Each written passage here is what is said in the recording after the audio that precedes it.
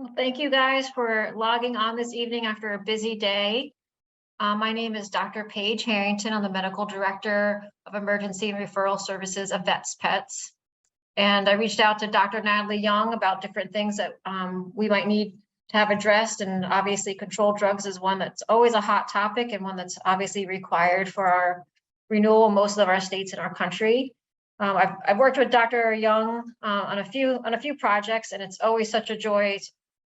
Great attitude, but also just really applicable information to our daily practice. And she's joining us tonight, and many thank yous to Dr. Young because she's technically sick with COVID. So if you hear a little bit of sniffle and some coughing in between there, she has managed to muster up the energy to join us so that way we can fulfill our CE this evening. So thank you, Dr. Young. Dr. Natalie Young is the pharmacist in charge of Brava's East Coast operations and is based at the PCAB accredited sterile compounding veterinary pharmacy in Raleigh, North Carolina. She graduated from the North Carolina School of Science and Mathematics before receiving her chemistry degree from UNC Chapel Hill in 2006. She went on to earn her doctorate from the UNC Chapel Hill Eshelman School of Pharmacy in 2016. And upon graduation, she jumped headfirst into numerous unique opportunities to learn from experts in both compounding and veterinary pharmacology. Dr. Young is a current chairman of the American College of Veterinary Pharmacists, the president of the North Carolina Veterinary Medical Association's Industry Council, and the compounding chair of the American Pharmacist Association. She also serves in the American Pharmacist Association's House of Delegates as an assistant professor of clinical education at UNC Chapel Hill School of Pharmacy, and as a consulting clinical staff pharmacist at several veterinary clinics. In her commitment to promote veterinary pharmacy and compounding education, Dr. Young has authored many peer-reviewed scientific publications, research studies, projects, and provided numerous continuing education lectures for the professionals throughout the United States. And thank you, Dr. Young, for joining us here this evening. And I'll be passing the mic over to you. If anyone has any questions, feel free to enter them into the chat. If they really apply to the slide that we're currently on, I'll interrupt Dr. Young. Some of them, if they seem like they can wait to the end, I'll wait for our Q&A towards the end of the talk. Thank you, everybody.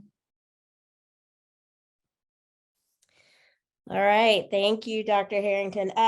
Yes, I have somehow managed to evade COVID all these years, and it finally got me just last night. So I apologize for not having my video on, but I must say this is a first for me. I've given many CE talks over time, and I have never, ever, ever given one in long john pajamas and in a robe. So this is going to be a first, but I was determined not to cancel on you guys. So here, let's see, we'll go to the next. This is what I actually look like. This is a recent photo. I am an avid half marathon runner. This is my recent race about a week and a half ago. So this is probably where my lovely COVID joined me, but I ran the Napa to Sonoma half marathon. So that's a gorgeous one for any of you runners. So this is my favorite slide. This is Brava. Some of you guys may know me. It's my favorite slide because the tail wag. That's the cutest thing in the world.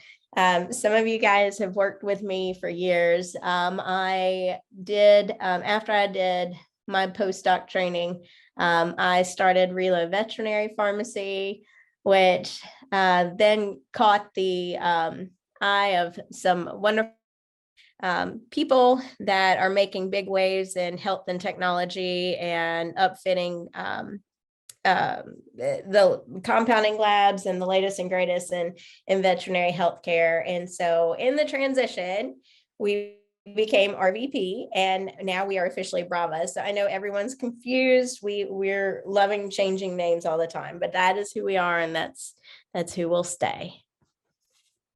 Because we paid a lot of money for this tail wag, so we're going to keep it. All right. So, there's a lot of things we could talk about, and I think in the months to come, hopefully you guys will have me back. There are other talks we could definitely do, but in my practice, I'm in charge of the East Coast operations and working with veterinarians all over the place. I definitely see that there's a lot of confusion around controlled substances. So I think we need a little bit of a refresher.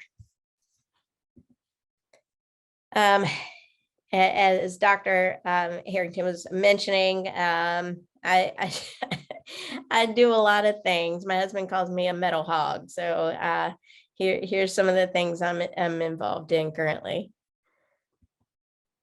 All right, since this is CE, I declare I have no conflicts of interest, real or apparent, other than, I am in charge of a big part of Bravo's operations. So, all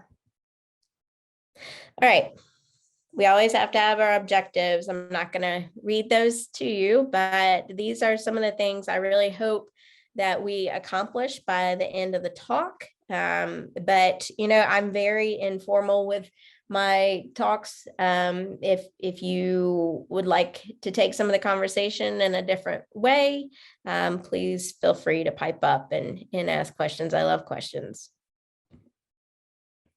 All right, I think we need to start with current state. Where are we? I've never, once I took my boards, I was done with human medicine. I don't play in the human world. I know you guys are probably like me, and you'd rather stay away from humans as much as possible in terms of our profession. But I think it's really relevant for us to look at what's currently going on. It affects so many people in their personal lives. And as we know, with the STOP Act and different rules and regulations that have come down on the veterinary industry, it definitely affects us. Some of the stats and some of these next slides that I've pulled are just staggering to me. So these first two, the US population is 5% of the world population, yet we consume 80% of the world opioid consumption. There's about 650,000 opioid prescriptions dispensed per day in the US. That's insane. If you look at what the CDC has said has been the economic burden of the opioid crisis, 78.5 billion. And the last one I think is interesting for us. 67% of diversion is related to oxycodone and hydrocodone. And, especially with cough, canine cough, and in cardiology, we use a lot of hydrocodone. So we definitely need to be paying attention to that.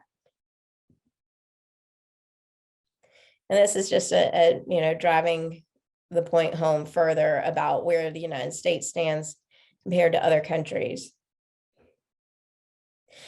All right, this was posted by the Washington Post in November of 2016.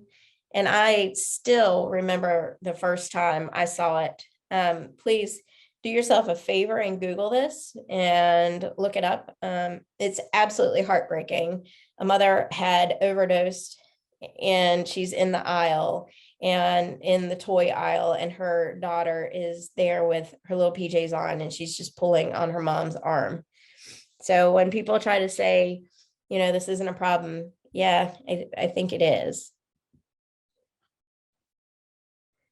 Another thing I always find interesting, heroin has been on the streets for a long time.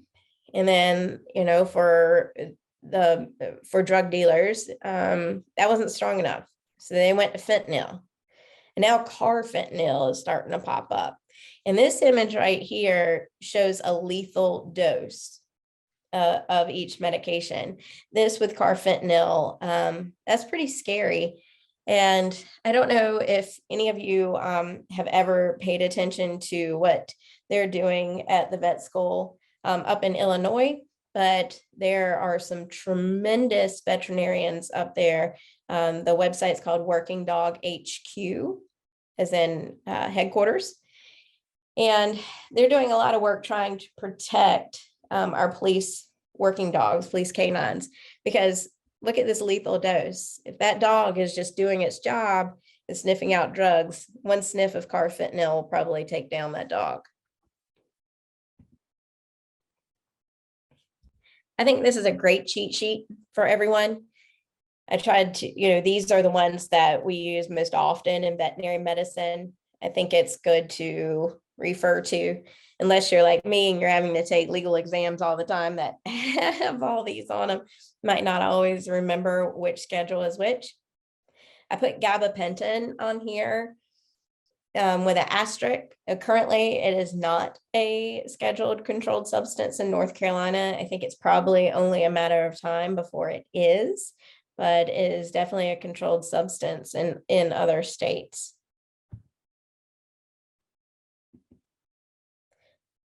All right, I'm not going to go through all of this, but it's just explaining where do we get the schedules from for our controlled drugs. Schedule 1s, those are going to be your street drugs that you hear about in the news, on your favorite TV shows. These drugs have no medical use, and there's a high potential of abuse. And the risk for abuse, the higher the risk, the higher the schedule. And then we just keep going down until we get to the Schedule 5s. All right, quiz time. Which of the following is not a controlled substance in North Carolina? We're going to test you guys' short-term memory.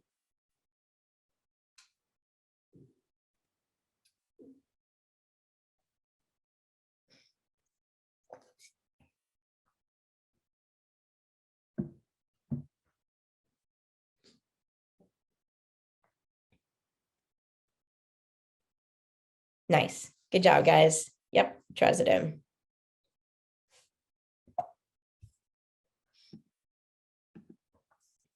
All right, next one.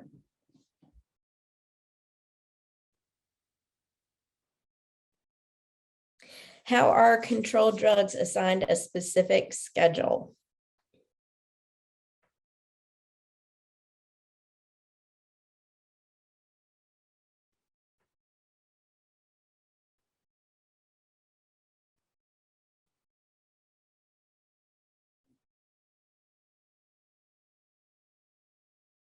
Yes, yes.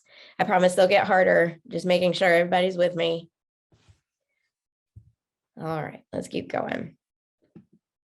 All right, we're going to start with some writing and dispensing. For all controlled substance prescriptions, this is what you need on there. You do need you need the drug name, you need the strength, the dosage form, the quantity. Of course, all these things you guys know. I'm looking down the list. I'm trying to see the biggest ones I feel like people often forget. Honestly, people do forget the DEA number sometimes. And if you're going to issue it to the patient, you must sign and date it. Honestly, I think these things you guys know, you're not too bad about these. These are kind of the same as what you do for all your other prescriptions. Here with Schedule 2s, this is where it gets interesting all the time, guys. All right. I always find this interesting. The first point is per federal law, there is no time limit within which a C2 prescription must be filled, which is mind-boggling to me. But you do have to follow your state's law. So in North Carolina, within 6 months of issuing that C2 prescription, it has to be filled. After that, it's no longer valid. The prescription must be written or electronic. All right, well, electronic, this is kind of new in the human medicine world. So they can submit electronic prescriptions for C2s. That I'm aware of, there is no such system in veterinary medicine. I could be wrong. I've never seen it. The electronic system must be DEA approved for transmitting C2s. So, many people, many pharmacies have a electronic system where you can submit prescription. We have one. And I always laugh when someone tries to sneak a C2 prescription through there, and we have to call them and delete it out and say, no, you can't do that. You can fax a C2 prescription over to the pharmacy, but before they can dispense that C2, they're going to have the hard copy. I do like this for some practices when if someone's not comfortable writing a C2, if they're a recent grad and they're worried about trying to write it exactly right, you're always leaving the hematropine component off of hydrocodone, they can send that over, and our pharmacist, whatever pharmacist you're working with, can review it and tell you that you've written it correctly or incorrectly. So then the client's not taking that hard copy to the pharmacy. It's wrong. They got to bring it back to you. So that is an option. Oral prescriptions are not valid. You cannot call in a C2 to a pharmacy, except in emergency situations. I dare say I would not try to abuse this. It is used very, very rarely in human medicine, and it would have to be a true emergency. So I put this for completeness, but I don't think that's a practice we can really get by with in veterinary medicine, unless it was really, really bad. But if that oral prescription is called in, that hard copy prescription must be presented to the pharmacy within 7 days. If it's not, the pharmacy must contact the DEA and report it. And no refills are permitted. You have no idea how often I get a prescription for a C2 that says PRN refills. No. You cannot do that, which I'm always laughing about that too, because it's just like, oh, need it, so none of that.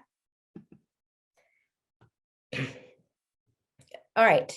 Once the C2 prescription is sent to the pharmacy, it cannot be transferred to a different pharmacy. So this right here, this pertains to the electronic submission of C2s that I was telling you about. They wouldn't be able to then turn around and send it to another pharmacy. Now, what we do in veterinary medicine is we issue a hard copy, right? So if the pharmacy can't fill that prescription, they can just hand the hard copy back to the client and they can take it to be filled somewhere else. So that is okay.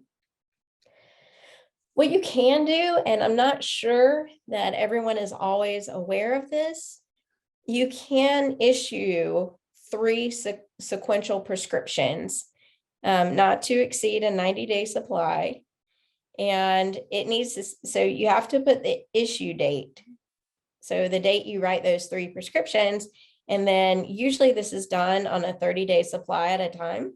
And so you'll put do not fill until, so it would say, issue date August 1st. And then the second one you would write below your directions, do not fill until September 1st. So hopefully that makes sense.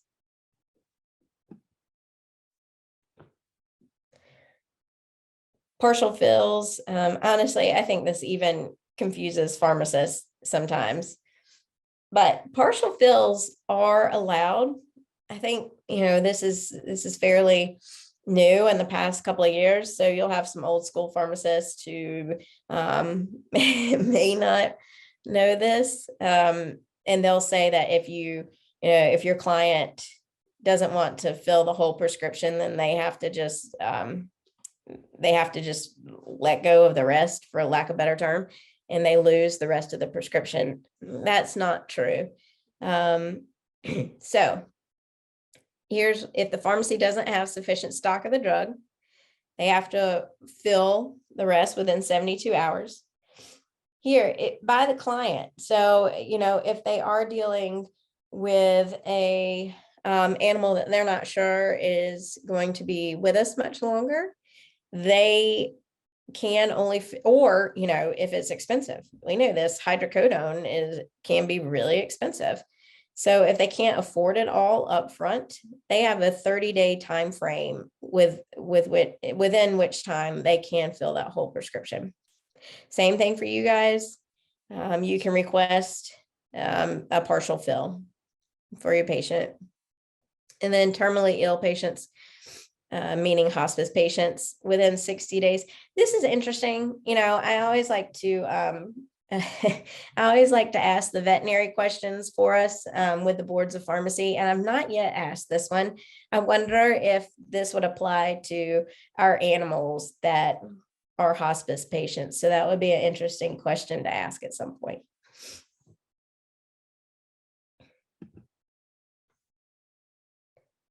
All right, so pharmacists can legally change some things on a C2 after they've spoken to you. So it's not, if you write it wrong, like, we're done.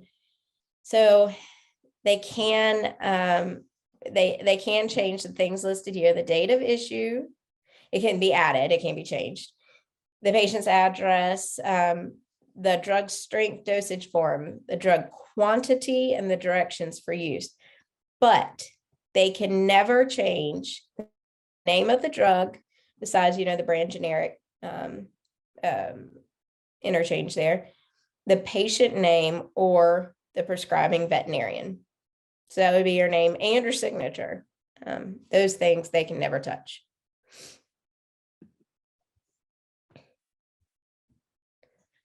All right, Dr. Harrington, are we good? Any questions so far? We're good. Thank you.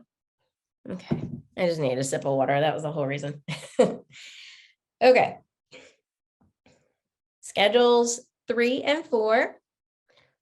So these can be written, faxed, verbal, or electronic. So these can go through the electronic portals that we see in veterinary medicine. They can be faxed. If you're faxing it, you do need to sign it. We have to reject those sometimes. It can be written for up to 6 months or 5 refills, whichever comes first.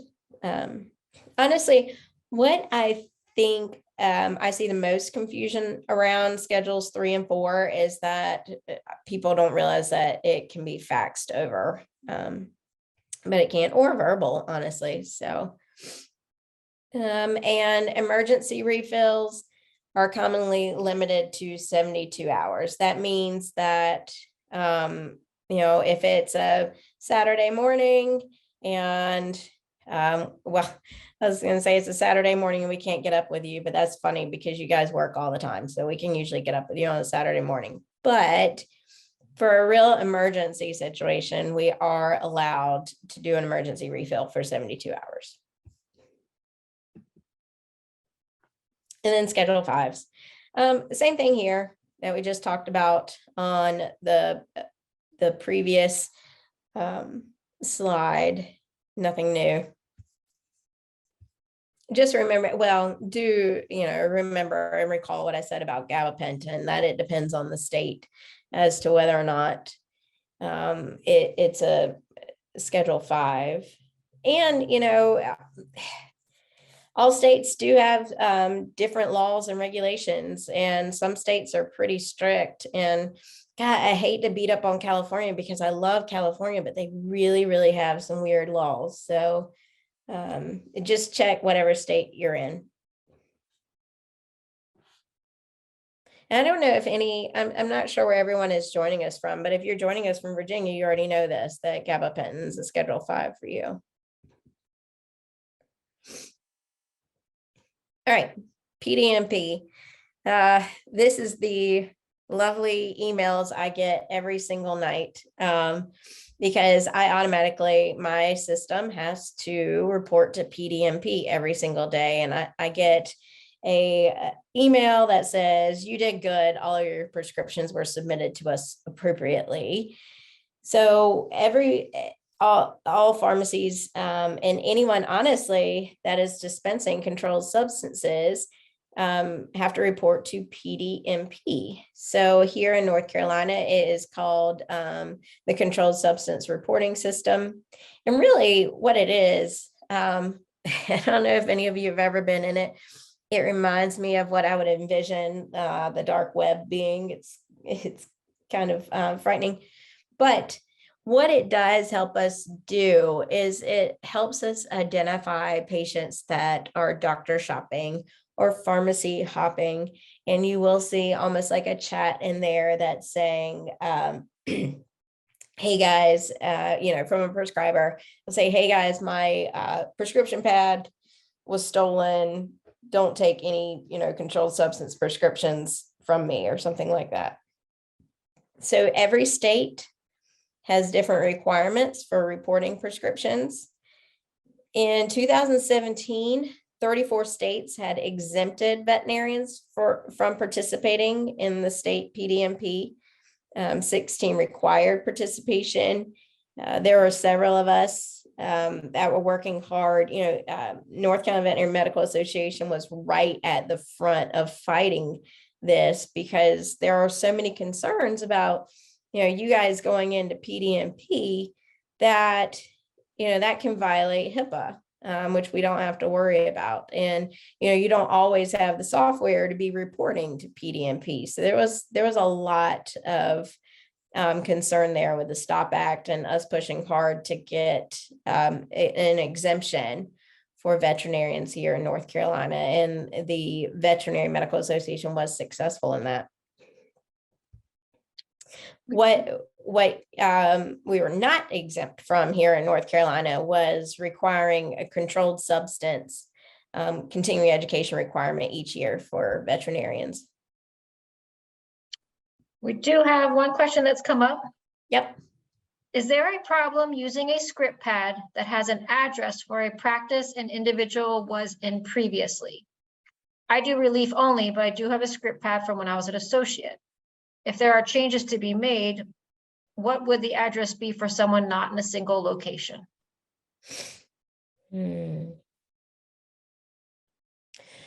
Okay, so if I understand correctly, you are using a prescription pad that you used previously when you were at another practice. My question would be, are you using your own DEA number? Or are you operating under the DEA number of whatever practice you're at? Let's see. I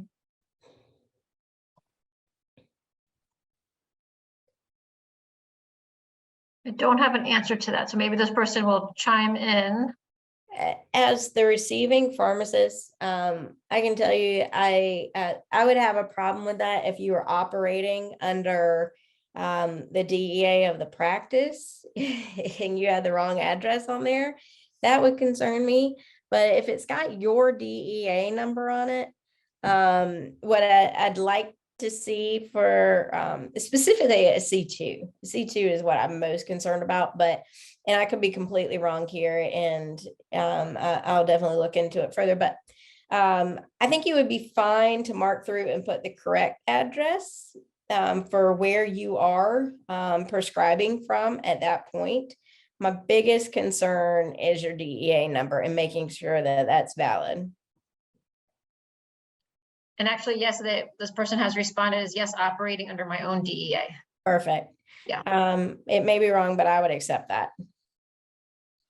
Thank you. I don't think, when you look back at our slide for those requirements, it's not listed on there. And these were, these requirements are lifted straight from the DEA, the FDA, and the Board of Pharmacy. So, all right, good question though. All right, dispensing directly to clients. So beginning in June 2019, the North Carolina General Statute, I'm not even going to try listing all those numbers off. They said that all controlled substances dispensed from a veterinary clinic must be reported to CSRS with a few exceptions. If the drug is administered in clinic or during procedures by veterinary staff, if the quantity does not exceed a 48-hour supply. And then, so prior to this statute, North Carolina was one of the previously mentioned states that exempted veterinarians from the PDMP and as dispensers. So, like I said, we did all of that work. And then there was an exemption, and then they went back in 2019 and said, no, you've got to report if you're not within these guidelines here. And again, different states may have different regulations, so just check with whatever state you're practicing in.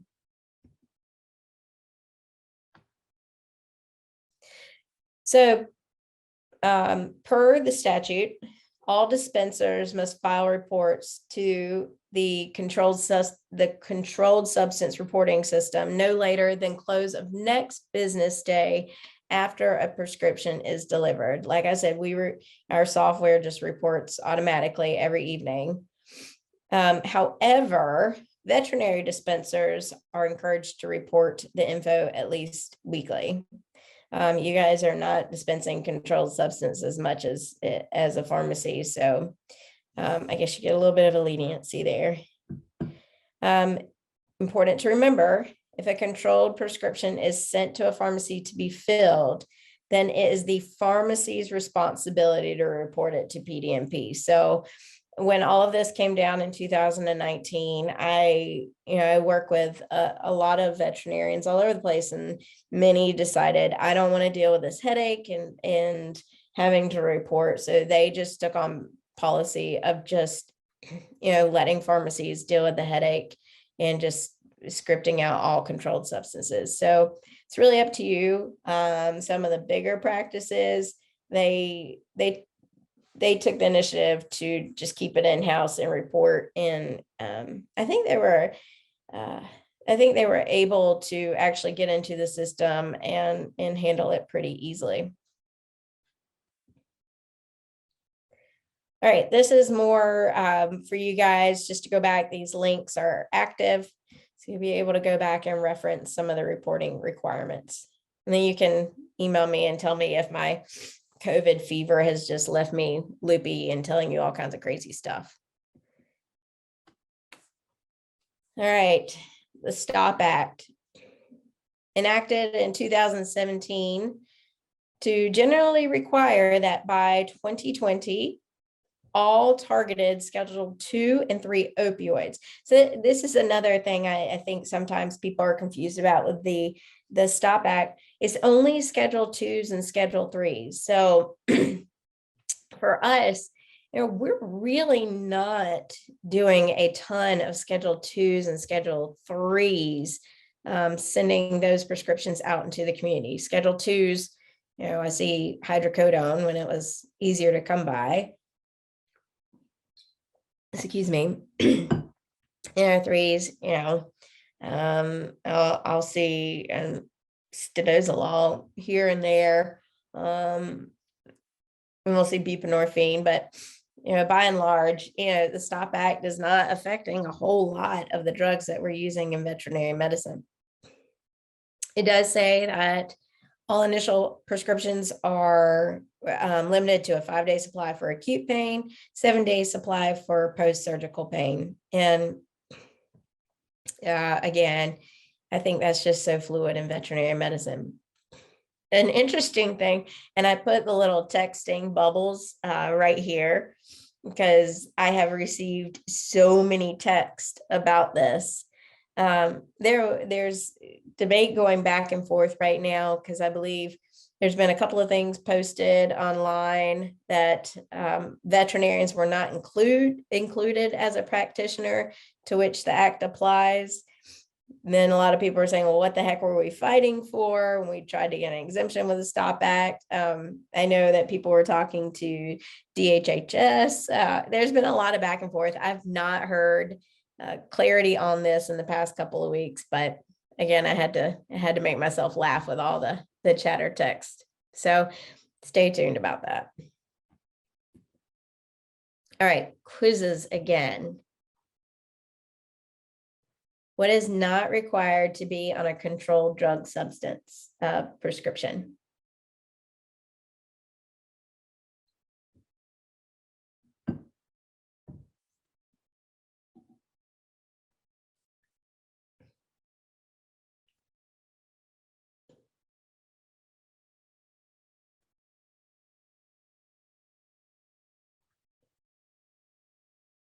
Yep. All of the above are required. And the patient, funny enough, guys, about that, the patient name, the animal name, is not legally required to be on the prescription, just the client name, which I find baffling. I think the animal's name needs to be on the prescription as well. So I would not accept a prescription that didn't have the patient name on it as well. But I have seen that in some of the rules and regulations. But yes, absolutely, the client name and address needs to be on there. All right, next one.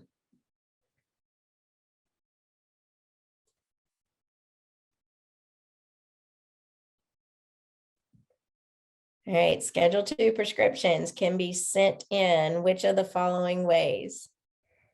And this one's tricky, and I meant for it to be tricky.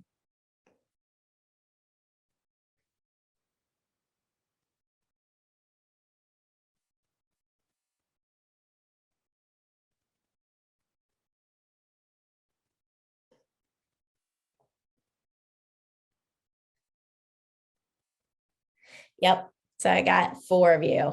So C2 prescriptions, they can be sent in written or electronic, but in veterinary medicine, as I went on and on, I'm not aware of any DEA approved electronic systems in veterinary medicine for which we can use for C2. So written.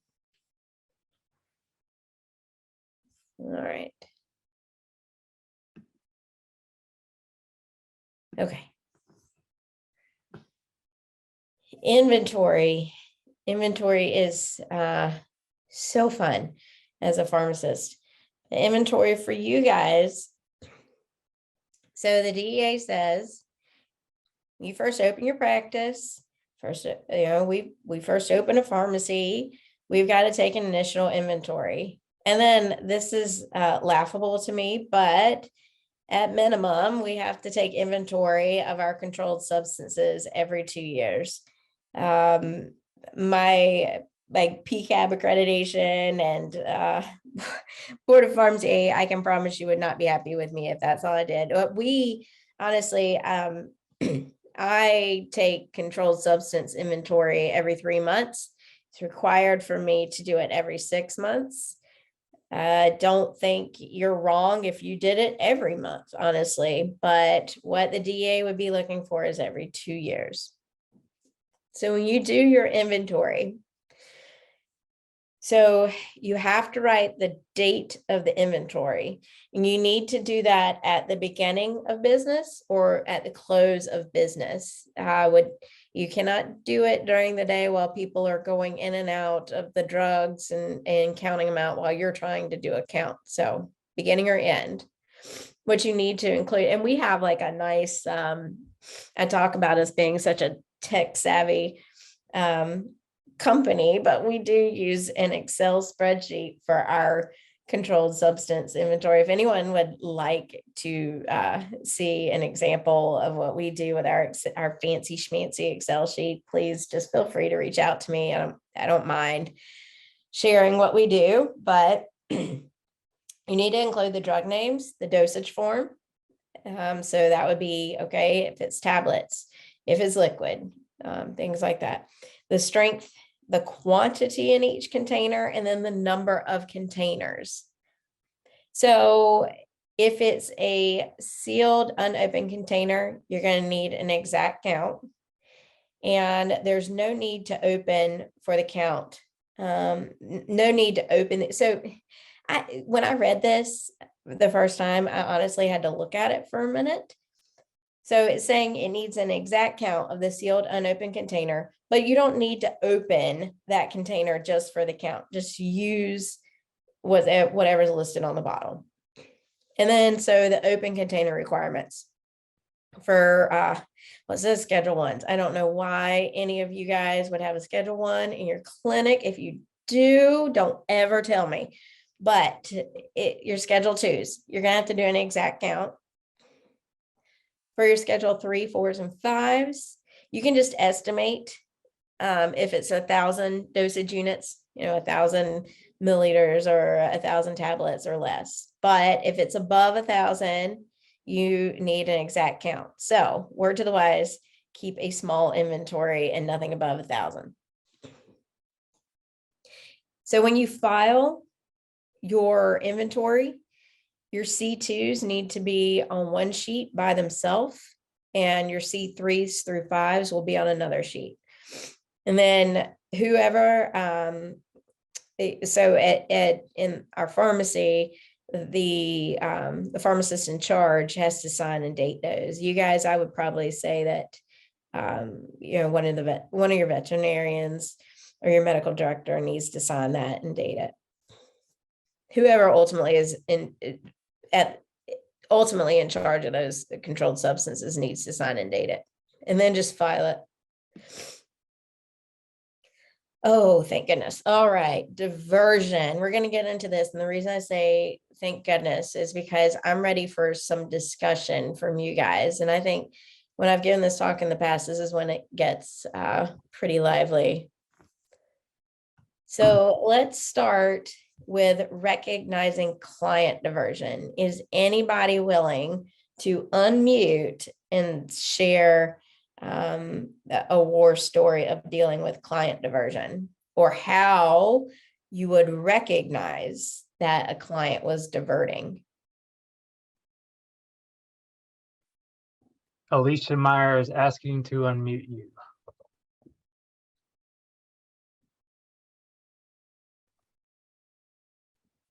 Hey, so we weren't entirely sure that this client was diverting hydrocodone for their Chihuahua or some little small dog with the collapse with the coughing and such, but we had noticed that she was almost consistently every 6 months getting new prescriptions that we would fill. And then we noticed that one day they decided about 2 weeks into it that said that they've used it all and they're going to Mexico and they're going out of town or out of country or whatnot and need more. And that's when we kind of just looked at it and went, we don't know what's happening because we couldn't quite prove it before. But at that time we stopped providing that for them and said, nope, no more. We can't do this for you because we don't know where it's going. And we kind of calculated what the dog would be using for it. And it didn't seem to add up. But like I said, we were never able to exactly prove that they were diverting it. And then and then I remember that we really never saw them too much after that again. So I don't know if they went off to another clinic to try to do the same thing, or if the dog really did have something that got worse. But I guess we'll never know that answer with it because they never really came back. Yeah, and unfortunately, that is what happens when we say no, which that was perfect. I think sometimes people get a little bit fearful to say no. Are they, you guys are just the nicest. Really, you're the nicest profession to work with. You just don't want to get into arguments with clients, but saying no is the right thing to do because you're the gatekeepers of these drugs. So if you say no, unfortunately, a lot of times they'll just go to someone else. And we had kind of noticed that, I guess, a few days before the 6 months, they would come up to ask about it. And of course, at the time I was a vet tech. Now I'm actually working in a human infusion pharmacy with some of those. And we always went to our vet and said, hey, they're coming in here. What do you want us to do about it? And they always kind of got antsy a little bit with trying to see if they wanted to, like, how early they could legally do something. Mhm. But it just turned out that the one day when it was kind of a blatant move, now you look back at it, it's like, well, that we should have probably recognized it a bit earlier, but there was nothing we could do about it at that time. Yeah. Anyone else?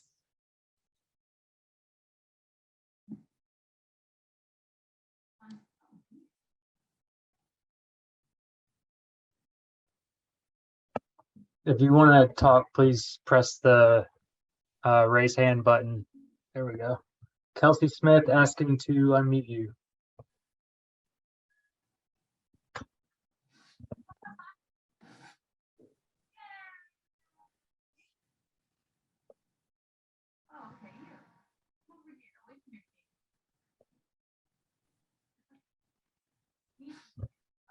Maybe she'll come back to us.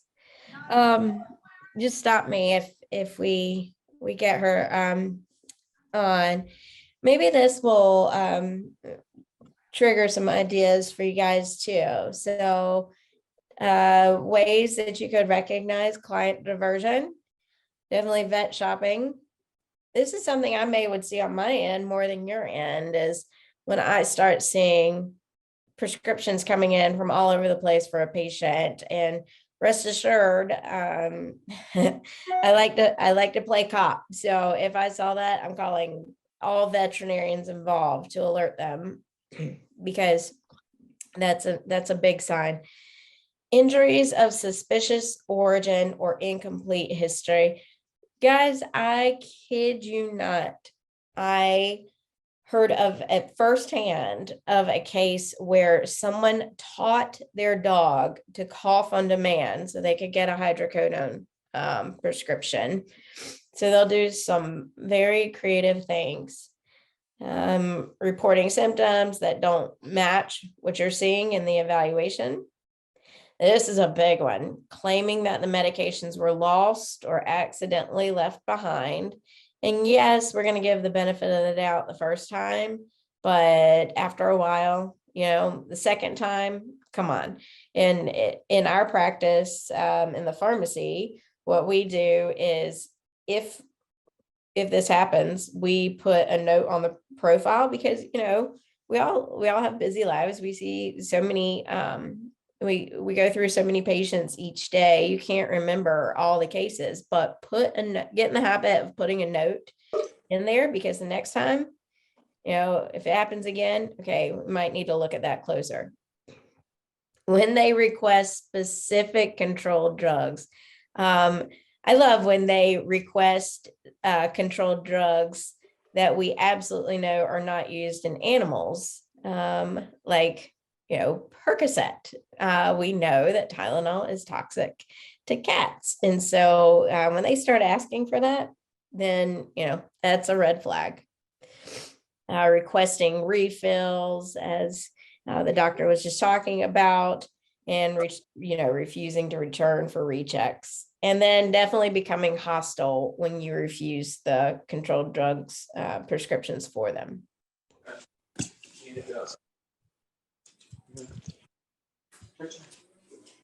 All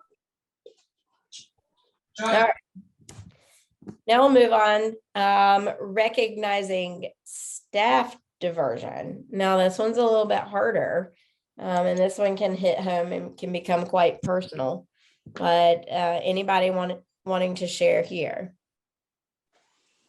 Is Kelsey Smith, if you're unmuted, I think you can ask your question now. Yes, sorry about that. I had to adjust this for my microphone. But this was in regard to kind of concerns with client diversion. But there was a specific patient that I had who had an injury that I suspect was related to like intervertebral disc disease. We sent her home with a written script for gabapentin because we did not have it in the clinic. But we did keep tramadol. In terms of dispensing medications, I believe that was the highest schedule that we had. And at the time of the 2-week recheck, the day of the appointment, the owner called and said that we had sent the wrong medication home, that the medication that had gone home with the dog was actually acetaminophen tablets. And of course, none of us in the clinic, that was a patient that I specifically sat and was the secondary counter for that medication going out of the clinic. So I knew that that was nothing that had been sent home from us. But this owner was adamant that that medication was what they had been giving regularly to the dog, and that was what was sent home in the pill bottle. And so I had a high suspicion that someone in the home, whether it was children or a spouse or someone who had come in either for some kind of service or a family member, had taken the tramadol for use. But obviously, again, something that we couldn't prove. And the owner honestly didn't push the issue once I kind of stuck to my guns that that was something that we would never have dispensed out of the hospital. And so that was the first and only case where I was significantly concerned that a client or client's family member had done something with the drug, and then tried to blame us on sending home the inappropriate medication. But that was an interesting situation, but they also remained clients, which I thought was very, very odd. It was just a very strange situation. You brought up 2 good points there. The first one, if it's not in your practice SOPs already, definitely need 2 people doing controlled substance counts. I like it on all meds, honestly, but definitely, especially if, just your techs are doing the counting of the drugs. But, with controlled substances, you need people initialing and doing a count on those. The other one, honestly, anyone who knows me will smirk at this, but I have so many soapbox moments, and I won't get on one tonight. You guys you can come to one of my office hours and we'll chat about it. But tramadol is one that concerns me in veterinary medicine because, whatever you may think about it, I'm very evidence-based, and a lot of the literature says it's not efficacious in canines. Now, I know there are a lot of prescribers that I highly respect. We've even used it in my dog, that they say, I know it makes no sense, but it works. So I'm not taking a side there. But what does concern me is that we know that over time with tramadol, we're going to have to titrate the patient to more and more strengths, or higher and higher strength. And so if you think about how many tramadol we could be sending out in the community, I always suggest just pausing, because I've dispensed 180 tramadol at a time for a patient, legit prescription. Nobody was diverting anything, but we need to pause and think about what we're sending out into the community. So, excellent point, or excellent sharing of that story there. Thank you so much. All right, now staff diversion. Would anyone like to share?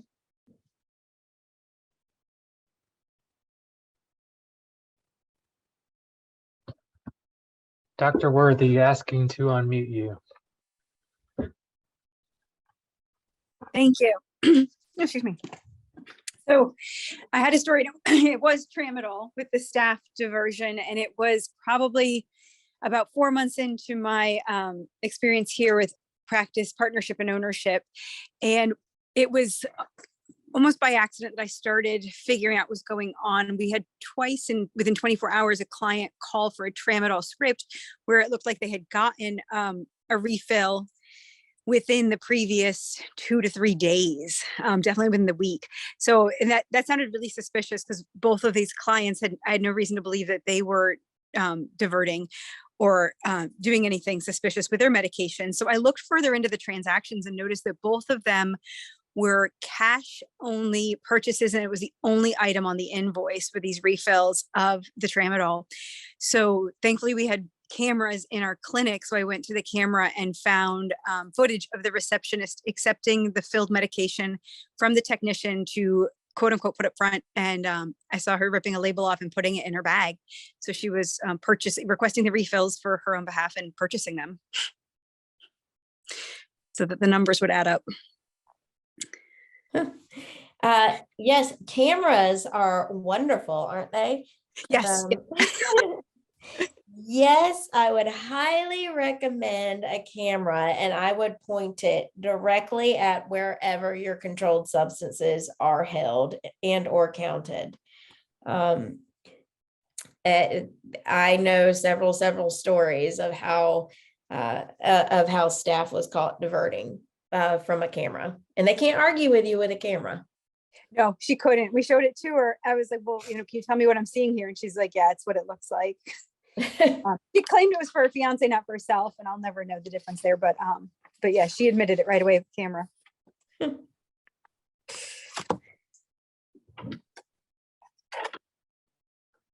Anyone else? Alicia Myers asking to unmute you.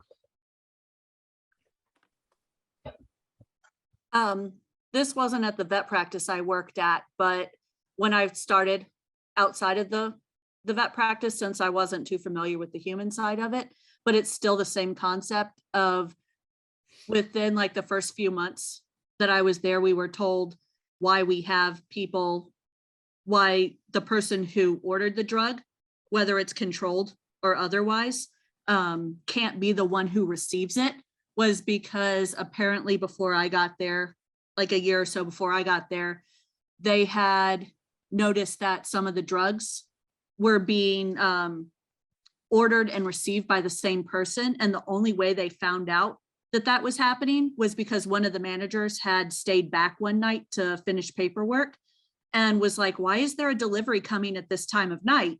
And looked, and lo and behold, the employee who is now who was then an ex-employee was caught doing that. And the police actually, the manager owner person called the police. They came down, and it turned out that that wasn't the first time that they had done that at a job. And so that's why they had gone away from doing that, was that the person who ordered the drug could not be the person who received it for that specific purpose. And he ended up going to jail for at least like 10 years from what they were saying. So it was just one of those that I know that it's sometimes not feasible depending on how big your veterinary practice is, but it is a good idea to have, if one person is doing the ordering, that somebody else has to do the checking of it. Yes, excellent point. That is a good bullet point right here. To audit the orders that are placed, you can ask the vendors to send you copies of orders, either in a letter or an email, so that you or someone else is getting that information, and you can go back and audit the orders. And I cannot say enough that I would be doing that in your practice if I was you.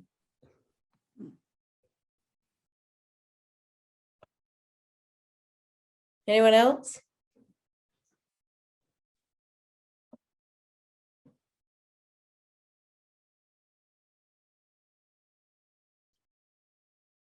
You guys, I don't mean to be insensitive when I had to laugh when you said that she was an ex-employee now. I was like, yeah, I bet.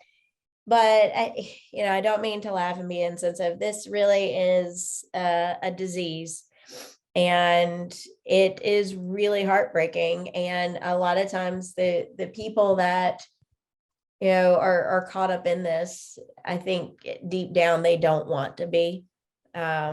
So I hate to laugh and be insensitive to that. So excuse me for that. And I think it can be hard for us sometimes because we're really angry at our staff when this happens. But somewhere we need to make sure that we get them to the proper help when they're struggling with substance abuse. So other ways you might recognize that staff is diverting. If they're asking you frequent questions about controlled drugs, if they're asking you, well, for pain, what medicines would you recommend, or what's the strongest medicine you can recommend for pain? Weird questions like that. Spending an unnecessary, if they're taking a lot of interest in hanging out around the controlled drugs, that would be concerning to me. Again, camera, it's probably a good thing. That we talked about discrepancies in your orders, your logs, or your inventory.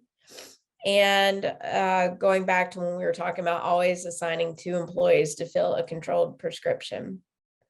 I think this one right here, this is an absolute must. All right, so reporting theft or loss to the DEA. So DEA Form 106 should be used to report any significant theft or loss.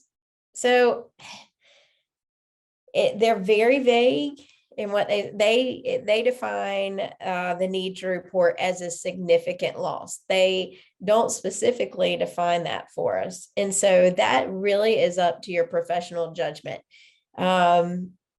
If, in some of these big pharmacies that are dispensing a bunch of prescriptions each day, maybe 10 tablets off is not a big deal to them, but if you're in a small practice, 10 might be a lot. So it just depends. And the DA does allow you to use your professional judgment there. You need to do this reporting within 1 business day of the discovery.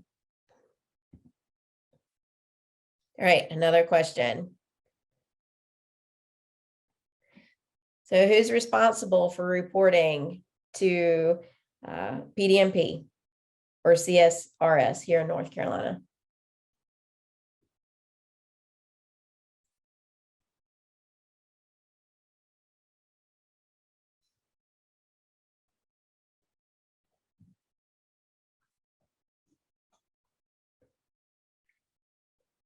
Yep, the institution where the medication was dispensed. If you're dispensing the controlled substance from your practice, you got to report it.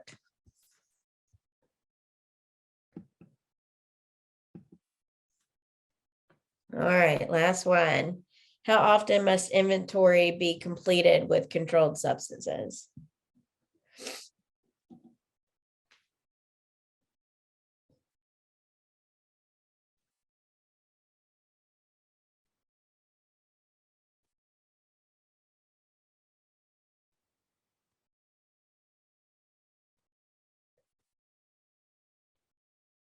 Two years, yes, which is insane to me. But 2 years is what, and okay, this is tricky. Technically it could be 6 months in certain states because you have to follow the state rules. So, okay, you guys are kind of right. But I should have put for federal law, every 2 years. This is where it's going to get interesting. So disposal is where I think everybody gets really confused. For office use, so these are meds you have in your office. If you need to get rid of controlled substance, you should use a licensed reverse distributor. That is by far the easiest thing to do. I can't name, this is CE, so I can't name places, but you guys feel free to reach out, or you can look up reverse distributors. The DEA might even have on their website where you can put in your zip code and find reverse. You can find reverse distributors, but this is the easiest thing to do. And if you're sending C2s with them, then you're going to have to issue, the distributor will have to issue a 222 form to you.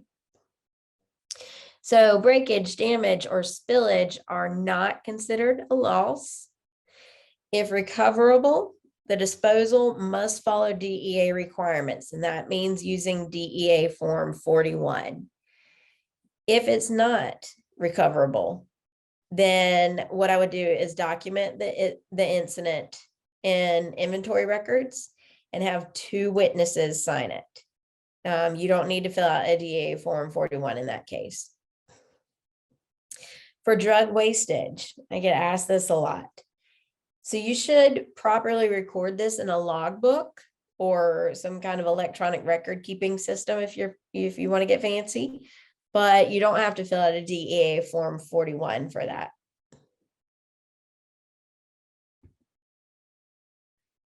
For clients, and again, all of these hyperlinks you can click on, they'll send you right where you need to go.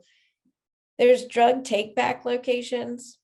That's where I would send clients. There's drug take back days all the time. I know here in Raleigh, they have them like every 2 or 3 months.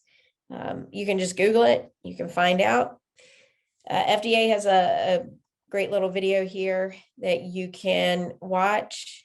And this right here, I'm not supporting a certain product, but it's just an example of a home deactivation system that you could recommend that they use. This is where I get a lot of pushback, but it is true that the FDA has and I didn't mean to cough there because I was making a jab at people that give me a hard time about this. I really need some water. But FDA flush list. Things are on this list that those of us that love the environment would not like to see in our water supply, like fentanyl patches. But the FDA has this list because if these products, if an animal got into the trash and ate a fentanyl patch, well, you guys know that could be bad. So what they think is safest, or diversion, people going through the trash trying to get drugs. So this list, FDA has said probably the safest thing to do if you're not going to do one of these things is to flush it down the toilet. So I'm not supporting that. And I will say that this is state specific.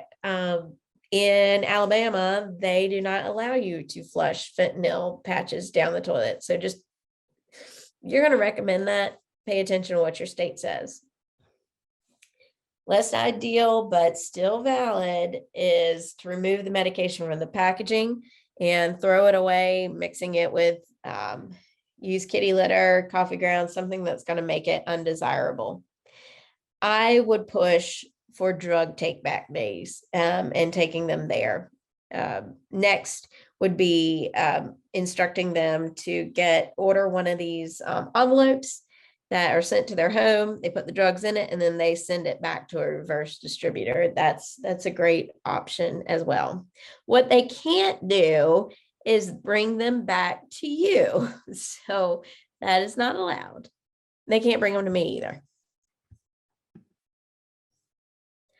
All right, I won't go back through this again, but here is my full disclaimer on the FDA flush list. Here are some of the drugs that are on that list. I don't know about you. I don't want to see those in my water. Okay, here's your handy dandy cheat sheet. I love me a cheat sheet or a little diagram. So you can go through this list to try to make it clear what your client should do with those controlled substances that they need to get rid of. And lastly, stewardship. What can we do? Well, only prescribe medications when deemed absolutely necessary. Obviously, you guys know this. Prescribe the lowest effective dose and duration of treatment. You can always increase if not adequate, and then considering substitutions. All right, you guys know these. Gabapentin has the disclaimer that it is controlled in some states. You can look at physical therapy, laser therapy, acupuncture. These things work. Acupuncture has worked wonders on my sweet old Basset Hound. So there are other things that we can pull out of our toolbox too. All right, I'll take questions, but before I do that, here are my references. Speaking of my sweet old Basset Hound, Hank, I've got to show you guys this. I hope you've seen this at some point, but I do office hours for you guys. It's every Wednesday from 12:30 to 1:30. If you have any questions or you just want to chat with me, you can just log in. I'm hanging out. I'm here to help you with anything that I can. We can just vent on our soapboxes together. We can look at some CNSs together. We can review the latest literature about tramadol if you want to. And I will be there tomorrow because looks like I'm not going to be going anywhere until at least Friday. So come hang out with me tomorrow if you'd like to. And with that, I will take questions. I had a question, someone kind of alluded to that before. If we find that somebody an employee in our practice is, diverting to themselves, I guess, are we legally required to report that, considering that we are providers, or no? Or you may not know the answer to that question, but. So if a staff Yeah, if the member staff is stealing our controlled drugs. yes. Yeah, because we were talking about the FDA was at Form 106 for theft. Okay. Yeah. right. If you're considering it significant, yeah, gotta report it.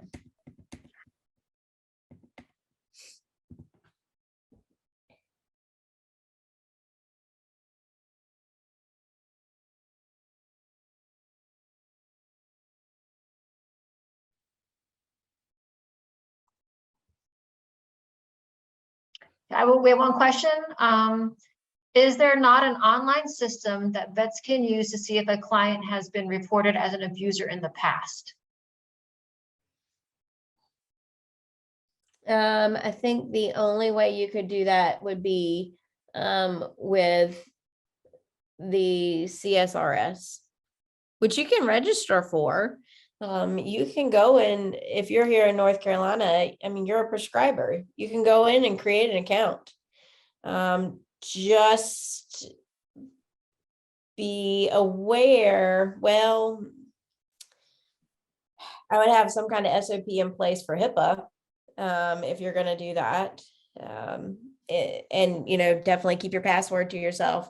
I would check with the Veterinary Medical Board to see if they have any suggestions on HIPAA SOPs.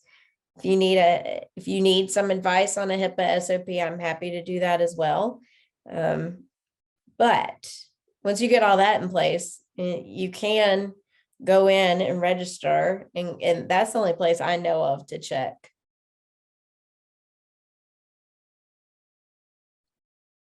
The other part of this question was asking about the CE certificate.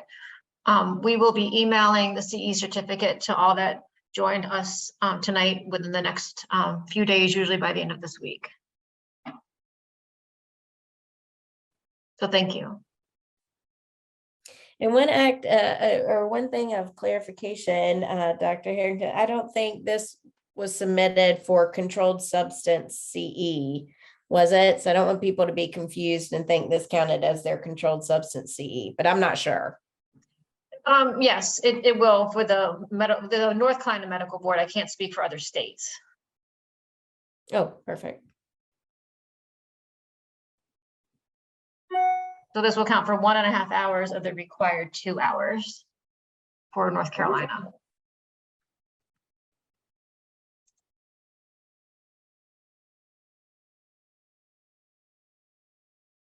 So speaking of hydrocodone, I know you're not technically a veterinarian, but what other cough suppressants would you be recommending that are not that seem to be effective in our patients? Yeah, that's That's a hard one as to, that's absolutely going to be the most effective. Okay. You can, Theophylline, you could try, not gonna be as strong. If you're dealing with a collapsed trachea, I don't see a lot of people prescribing it, but stanozolol does work for collapsed trachea pretty well.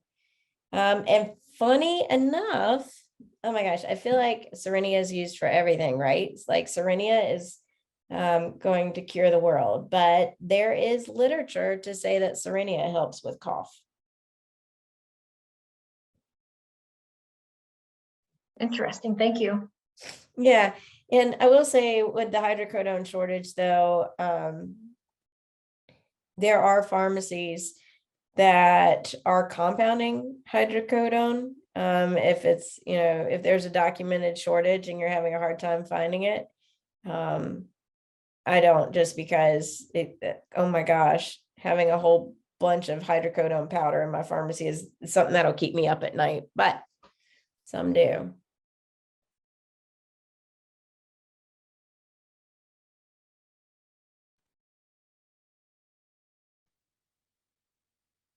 Any other questions out there?